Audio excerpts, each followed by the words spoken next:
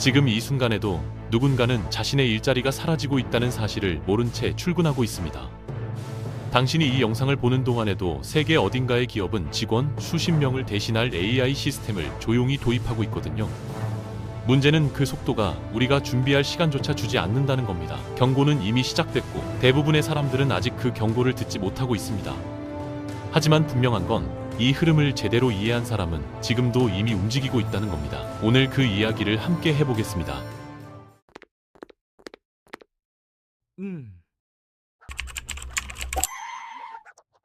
인류는 지금껏 수많은 기술 혁명을 겪어왔습니다. 증기기관이 등장했을 때도, 컴퓨터가 보급됐을 때도 사람들은 일자리가 사라진다고 걱정했지만 결국 새로운 일자리가 생겨났고 경제는 계속 굴러갔죠. 하지만 AI는 조금 다릅니다. 과거의 기술들은 특정한 하나의 기능을 자동화했지만 지금의 AI는 글을 쓰고 코드를 짜고 분석하고 판단하고 소통하는 일까지 한꺼번에 해내고 있거든요. 단순 반복 노동을 넘어 지식 노동과 전문직 영역까지 건드리기 시작했다는 점에서 이전과는 차원이 다릅니다. 또 하나 결정적인 차이는 AI의 학습 속도입니다. 인간 노동자는 새로운 기술을 배우는데 몇 달에서 몇 년이 걸리지만 AI는 같은 학습을 몇 시간 안에 끝낼 수 있습니다. 그 속도의 격차가 좁혀지기 어려운 방향으로 벌어지고 있다는 게 이번 혁명이 이전과 근본적으로 다른 이유입니다. 실제로 회사들이 AI를 도입하는 이유는 단순합니다. 같은 일을 더 빠르게, 더 싸게 처리할 수 있기 때문입니다. 그리고 그 과정에서 자리를 잃는 사람들은 대부분 그 변화가 자기 앞에 닥치기 전까지는 아무런 신호도 받지 못합니다. 예를 들어 글쓰기 직군을 생각해보면 예전에는 회사가 10명의 작가를 뽑았다면 지금은 AI를 다룰 줄 아는 한두 명이 그 역할을 대신하고 있습니다. 회사 입장에서는 수억 원의 인건비를 아끼는 일이지만 나머지 9명에게는 직업 자체가 사라지는 일입니다. 그리고 그렇게 살아남은 한 명도 안심할 수 없습니다. AI가 계속 발전하면 그 한 명의 역할도 더 작아질 수 있거든요. 지금 우리에게 필요한 건 그 흐름을 보면서 자신이 서 있는 위치를 냉정하게 파악하는 겁니다. 마이크로소프트는 2025년에 자사 코파일럿 AI와 이뤄진 20만 건이 넘는 실제 업무 대화를 분석해 직업별 AI 대체 가능성을 수치로 발표했습니다. 그 결과가 충격적인데 통역사와 번역가가 가장 위험한 직군 1위를 차지했고 그 뒤를 역사가, 작가, 영업직, 방송 아나운서가 바짝 따라붙었습니다. 소위 고학력 화이트칼라 직업이 오히려 AI에 더 취약하다는 결론이 나온 겁니다. 마이크로소프트는 같은 해 상반기에만 1만 5천 명을 감원했는데 그중 40% 이상이 AI 도입과 직접적인 관련이 있다고 알려졌습니다. 이게 왜 중요하냐면 이제까지 대부분의 사람들은 단순 노동직이 먼저 대체될 거라고 생각했기 때문입니다. 그런데 데이터는 반대를 말하고 있습니다. 정보를 다루고 글을 쓰고 커뮤니케이션을 처리하는 일, 즉 화이트 칼라 영역이 오히려 더 빠르게 AI의 영향권 안으로 들어가고 있는 겁니다. 엔트로픽의 CEO 다리오 아모데이는 공개적으로 5년 안에 초급 화이트칼라 직업의 50%가 사라질 수 있다는 우려를 밝혔습니다. 이 발언이 단순한 경고가 아닌 이유는 그가 바로 그 AI를 만드는 회사의 대표이기 때문입니다. 브루킨스 연구소가 2024년 10월에 발표한 보고서를 보면 더 명확해집니다. 전체 근로자의 85%가 자신의 업무 중 최소 10% 이상을 AI로 대체할 수 있는 상황에 놓여 있고 30%가 넘는 근로자는 자기 업무의 절반 이상이 AI의 영향권 안에 든다는 분석이 나왔습니다. 컴퓨터와 수학 관련 직군은 75%, 사무직은 60% 이상이 AI의 영향을 받는 반면 현장 육체 노동은 12% 미만에 그쳤습니다. 이건 단순한 통계 수치가 아닙니다. 지금 이 순간 수억 명의 사람들이 서 있는 현실의 지도이고 그 지도 위에서 자신의 위치를 확인해야 하는 사람이 바로 우리입니다.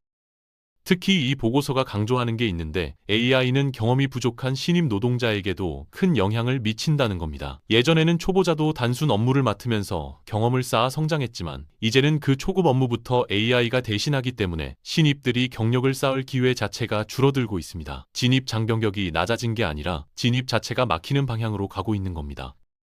이런 일이 왜 갑자기 벌어지고 있는 걸까요? 딥러닝이 본격화된 2010년 이후 AI 훈련에 쓰이는 컴퓨팅 파워는 6개월마다 2배씩 커져왔습니다. 2012년에서 2018년 사이 불과 6년 만에 대형 AI 모델의 연산량은 30만 배 늘어났거든요.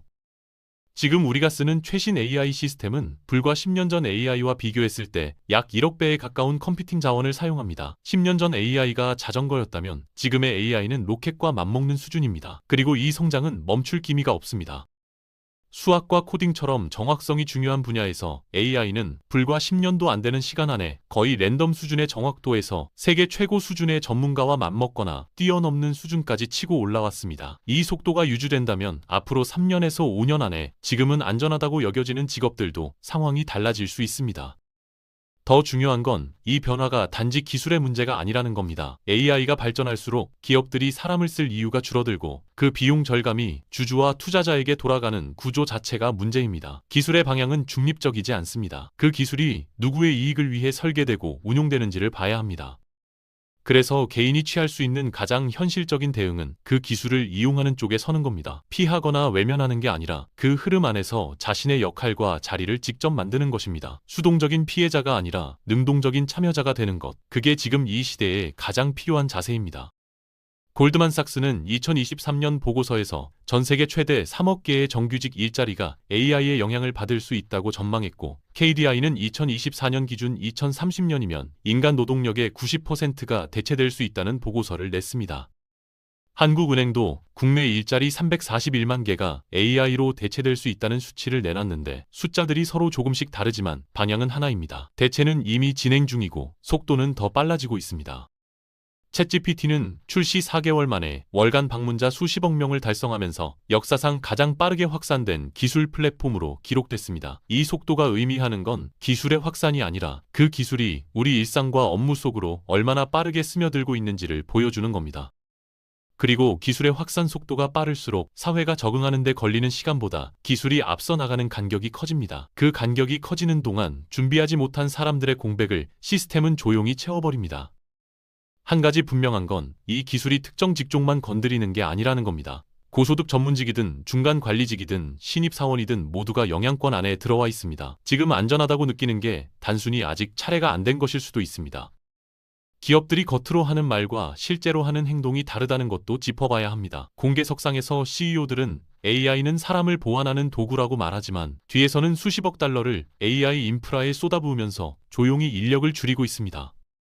2025년 5월까지 미국 테크 업계에서만 127개 회사에서 약 6만 명 가까이 해고됐습니다. 마이크로소프트는 이미 자사 코드의 20에서 30%를 AI가 직접 작성하고 있다고 밝혔고, AI 덕분에 필요한 개발자 수 자체가 줄어드는 구조로 바뀌고 있습니다. 이게 일시적인 현상처럼 보인다면 아직 이 흐름의 속도를 실감하지 못하고 있는 겁니다.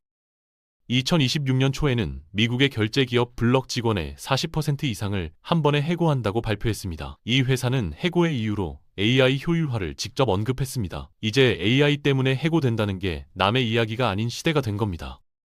AI가 커질수록 그것을 돌리는 데이터 센터도 엄청난 전력을 소비하기 시작했습니다. 2024년 기준 미국의 AI 데이터 센터는 전체 전력 사용량의 약 4%를 잡아먹었고 2028년에는 그 비중이 최대 12%까지 올라갈 수 있다는 전망도 나옵니다. 2025년 미국의 가정용 전기요금은 5% 이상 올랐는데 특히 대형 데이터 센터가 밀집한 지역의 전기요금 부담은 훨씬 심각해졌습니다. 기업이 AI를 돌리기 위해 쓰는 비용 일부가 결국 일반 가정에 전가되는 구조가 만들어지고 있는 겁니다. 이건 단순한 물가 얘기가 아니라 사회 전체의 비용 구조가 AI 중심으로 재편되고 있다는 신호입니다. AI로 이익을 보는 기업은 따로 있고 그 비용을 나눠 부담하는 건 일반 시민들입니다. 이런 구조가 고착될수록 이익은 상층부로 집중되고 부담은 아래로 넓게 퍼지는 방향으로 흘러갑니다. 이 흐름이 계속된다면 대부분의 사람이 경제 시스템 안에서 있어도 되고 없어도 되는 존재로 밀려나는 구조가 됩니다. 기계가 대부분의 중요한 일을 인간보다 싸고 빠르게 처리하는 세상에서 인간의 노동은 필수가 아니라 선택사항이 됩니다. 그 결과 일자리를 잃은 사람들은 소비력을 잃고 소비력을 잃으면 경제 시스템 안에서의 존재감도 사라집니다. 진짜 권력은 데이터 센터와 반도체, 에너지 인프라와 알고리즘을 손에 쥔 소수에게 집중되는 방향으로 흘러갑니다. 이걸 더 쉽게 말하면 앞으로의 세상은 자본주의도 사회주의도 아닌 전혀 새로운 형태의 권력 구조가 될 수 있습니다. 기술 기업과 국가 권력이 결합되고 소수의 플레이어가 나머지 사람들의 삶을 시스템 안에서 관리하게 되는 구조입니다. 이건 SF 이야기가 아니라 지금 이미 진행되고 있는 방향입니다. 그리고 여기서 한 가지 더 주목해야 할 게 있습니다. 사람들이 일자리를 잃어 소비력이 떨어지면 대중 소비자를 중심으로 돌아가던 기존 경제 모델도 함께 흔들립니다. 기업들은 점점 소수의 고소득층을 타깃으로 삼게 되고 평범한 소비자를 위한 시장은 줄어드는 방향으로 흘러갑니다. 이건 우리가 살고 있는 일상의 구조가 바뀐다는 뜻이기도 합니다. 그렇다고 이게 필연적인 운명이라는 뜻은 아닙니다. 이 구조를 이해하고 먼저 움직이는 사람에게는 지금도 기회가 열려 있습니다. 흐름을 읽는 것과 흐름에 쓸려가는 것의 차이는 결국 지금 이 순간의 선택에서 시작됩니다. 역사적으로 경제체제가 바뀌는 순간에는 항상 두 부류의 사람이 있었습니다. 변화 앞에서 멈춘 사람, 그리고 변화 속에서 새로운 자리를 만든 사람입니다. AI 전환기도 마찬가지입니다. 두려움을 에너지로 바꾸는 사람에게 이 시기는 오히려 도약의 시간이 될 수 있습니다. 증기기관 시대에 배틀을 태우며 저항했던 사람들도 있었지만 새로운 기계를 활용해 새로운 산업을 만든 사람들도 있었습니다. 그 두 선택의 결과는 세대를 넘어 달라졌습니다. 지금도 그 갈림길이 다시 앞에 놓여 있는 겁니다. 그렇다면 지금 무엇을 해야 할까요? 핵심은 노동 중심의 사고에서 자산 중심의 사고로 관점을 옮기는 겁니다. 지금까지는 열심히 일하면 안정된 삶이 보장됐습니다. 그런데 앞으로는 내가 무엇을 소유하고 있느냐가 안정의 기준이 됩니다. 사업의 지분이든 토지든 희소한 콘텐츠 자산이든 직접 통제할 수 있는 유통 채널이든 노동소득을 단순히 소비에 쓰지 않고 소유권으로 전환하는 흐름을 만들어야 합니다. 실제로 지난 수십 년간 노동이 가져가는 몫은 줄어들고 자본이 가져가는 몫은 늘어났고 부자들이 일해서가 아니라 자신이 가진 것으로 돈을 버는 구조가 이미 정착돼 있습니다. 소득이 늘었을 때 생활 수준을 높이는 데 쓰기보다 그 급등 구간을 지분과 소유권으로 전환하는 게 핵심입니다. 당장 큰 돈이 없어도 됩니다. 중요한 건 지금부터 그 방향으로 사고의 축을 바꾸는 겁니다. AI 시대의 부자들이 하는 행동을 보면 이게 더 명확해집니다. 그들은 AI를 두려워하지 않습니다. 오히려 AI 인프라에 가장 먼저, 가장 많이 투자하고 있습니다. 그 흐름을 개인 수준에서 따라가는 방법은 무엇을 소유하느냐에 달려 있습니다. 작게 시작해도 됩니다. 지금 당장 전부를 바꿀 필요는 없습니다. 하지만 내가 가진 시간과 에너지의 일부를 자산을 만드는 방향으로 조금씩 옮겨가는 것, 그 작은 움직임이 3년에서 5년 뒤에는 전혀 다른 위치를 만들어낼 수 있습니다. AI 활용 능력을 키우는 것도 중요하지만 더 중요한 건 AI를 이용해 자신의 생산성을 증폭시키고 그 결과물을 자산으로 연결하는 능력입니다. 누군가는 AI를 쓰면서도 여전히 시간을 팔고 있고 누군가는 AI를 활용해 자기만의 콘텐츠, 브랜드, 사업 구조를 만들어내고 있습니다. 같은 도구를 써도 어떤 관점으로 활용하느냐에 따라 결과가 완전히 달라집니다. 자산을 운영할 줄 아는 팀, 단단한 협력 네트워크, 오래 버틸 수 있는 사업 구조 안에 자신을 묶어두는 것이 갈수록 중요해질 겁니다. 혼자 잘하는 것보다 누구와 연결되어 있는지가 점점 더 중요해집니다. AI 시대의 생존은 개인의 능력만이 아니라 그 능력을 증폭시키고 지속시켜줄 관계와 구조 안에 있습니다. 그 구조를 지금부터 만들어가는 것이 필요합니다. 예를 들어 지금 SNS 팔로워가 조금이라도 있다면 그걸 단순한 조회수로 흘려보내면 안 됩니다. 그걸 뉴스레터나 커뮤니티처럼 내가 직접 소유하고 통제할 수 있는 자산으로 전환하는 게 첫 번째 움직임이 될 수 있습니다. 또 한 가지는 AI가 쉽게 대체하기 어려운 이른바 평범해 보이는 오프라인 사업, 즉 지역 기반의 서비스업이나 기술직 사업에도 눈을 돌릴 필요가 있습니다. 화려하지 않더라도 실제로 사람이 필요한 일, 현장이 있는 일은 AI 시대에도 살아남는 구조를 갖고 있습니다. 지금 당장 AI를 쓸 줄 아는 배관공, AI를 활용해 고객을 관리하는 전기기사, AI로 마케팅을 하는 소규모 서비스업 사장은 AI 시대에 오히려 더 강력한 경쟁력을 갖게 됩니다. 기술은 인간을 밀어내는 게 아니라 인간을 더 강하게 만드는 도구로 쓰일 수 있습니다. 정부나 정책이 이 문제를 해결해 줄 거라는 기대에 모든 걸 맡기는 것도 위험합니다. 초부유층은 이미 국경을 넘고 규제를 피하고 자본을 가장 유리한 곳으로 이동시킬 수 있는 힘을 갖고 있거든요. 결국 개인 차원에서 가장 중요한 질문은 하나입니다. 나는 지금 무엇을 소유하고 있는가? 나는 누구와 연결되어 있는가? 그리고 얼마나 빨리 움직이고 있는가? 이 전환기 안에서 먼저 움직이는 사람과 시스템이 자리를 정한 뒤에야 반응하는 사람 사이의 격차는 생각보다 훨씬 빠르게 벌어질 겁니다. 정부 규제가 의미 없다는 게 아닙니다. 정책은 반드시 필요합니다. 하지만 정책이 현실을 따라잡기까지 걸리는 시간 동안 우리는 스스로를 지킬 수 있어야 합니다. 그 두 가지는 서로 모순이 아니라 동시에 해야 하는 일입니다. 그런데 여기서 반드시 짚어드려야 할 희망적인 이야기가 있습니다. AI가 모든 것을 대체하는 건 아닙니다. 지금 이 흐름 속에서도 AI가 쉽게 건드리지 못하는 영역들이 분명히 존재하고 그 안에는 지금 당장 선택할 수 있는 직업들이 있습니다. 재미있는 건 AI의 가장 취약한 직종과 가장 안전한 직종이 정확히 반대의 특성을 갖고 있다는 점입니다. 화면 앞에서 정보를 다루는 일일수록 위험하고 사람을 직접 만나고 몸을 쓰는 일일수록 안전합니다. AI 시대에 아날로그적인 것들이 오히려 프리미엄이 되는 역섭이 생겨나고 있습니다. 배관공, 전기기사, 목수 같은 고숙련 현장 기술직입니다. 예측 불가능한 현장 상황에 즉각 대응해야 하고 수십 년의 손기술이 결합돼야 하는 직업인데 브루킹스 연구소 분석에서 육체노동 직군의 AI 영향도는 12% 미만으로 화이트 칼라 대비 압도적으로 낮게 나왔습니다. 아이러니하게도 학력보다 현장 감각이 먼저인 직업들이 AI 시대에 더 안전합니다. 심리치료사, 사회복지사, 호스피스 간병인은 상대방의 감정 변화를 감지하고 진짜 인간적 유대감을 제공해야 하는 직업입니다. AI 챗봇이 위로의 언어를 구사할 수는 있지만 환자의 손을 잡았을 때 전해지는 온기는 기계가 만들어낼 수 없는 영역이거든요. KDI 보고서도 앞으로 친절함과 소통 능력 같은 소프트 스킬이 오히려 더 큰 보상을 받게 될 것이라고 분석했습니다. 눈을 마주치고 감정을 나누는 그 능력, AI가 흉내는 낼 수 있어도 대체할 수는 없는 영역입니다. 영유아 교사, 보육사는 아이와의 실제 애착 형성, 신체 돌봄, 안전 보장이 사회적으로도 법적으로도 인간의 직접 개입이 필수적인 직업입니다. 전문가들은 이 직업의 AI 대체 불가율을 향후 20년에서 25년 기준으로 98% 수준으로 봅니다. 사람과의 실제 접촉이 제거될 수 없는 영역이기 때문입니다. 스포츠 코치, 멘토, 분쟁 중재자는 감정과 신뢰, 권위가 복합적으로 얽혀있는 역할입니다. 데이터만으로는 사람을 이끌 수 없고 관계 속에서 쌓이는 신뢰는 알고리즘이 대신할 수 없습니다. 세계경제포럼도 교사는 AI에 대체되기보다 AI와 협력하는 방향으로 나아갈 것이라고 전망했습니다. 무대 공연 예술가, 라이브 뮤지션, 공연 기획자는 살아있는 현장감과 관객과의 실시간 교감이 핵심인 직업입니다. AI가 패턴을 학습해 음악과 미술을 생성할 수 있지만 인간의 경험과 감정, 직관이 녹아든 진짜 공연은 기계가 복제할 수 없습니다. 현장 인류학자, 고고학 발굴자는 실제 현장에 몸을 담그고 암묵적 문화 신호를 읽어내야 하는 직업입니다. 디지털 관찰만으로는 현장의 감각을 대신할 수 없고 섬세한 수작업과 즉석 판단은 아직 인간의 직관이 절대적으로 유리합니다. 선박 기관사, 유해물질 제거 작업자, 혈액 채취 전문가처럼 위험하고 예측 불가능한 환경에서 신체 반응과 즉각 판단이 결합돼야 하는 직종도 마이크로소프트 연구에서 AI 대체 불가 직업으로 공식 분류됐습니다. 안전을 보장하기 위한 즉시 판단력과 손기술은 아직 기계가 따라올 수 없는 영역입니다.